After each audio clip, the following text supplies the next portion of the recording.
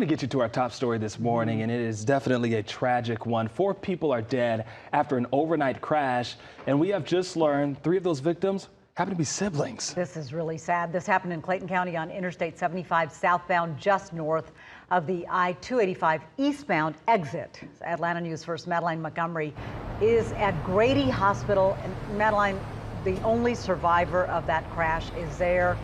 Do we know anything more about them? It's just a tragic situation. So the only survivor of this crash was in a car that was clipped by the car with those 4 victims in it. And I'm actually told by our photojournalist, Ismir Payton, he's still on the scene of where that crash happened.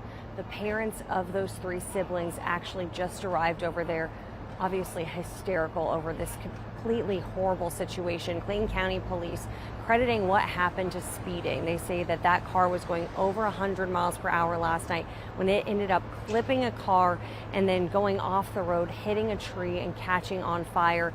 And it was just a mess throughout the night. We have video from how big of a scene it was. So many first responders out there. It happened a little after 1 this morning.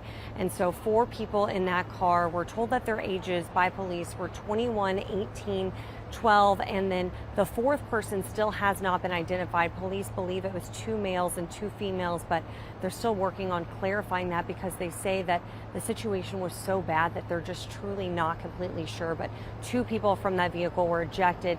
The other 2 were in the burning car. So was a dog.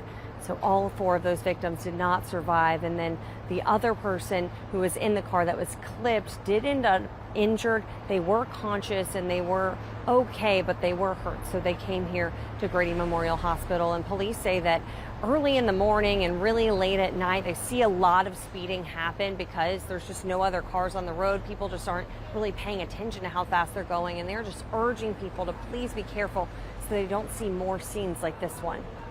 I just spoke with one of the sergeants on scene. She said that this is one of the most horrific scenes that they've ever seen. So yes, our officers probably will seek assistance from our chaplains and our peer support and everything.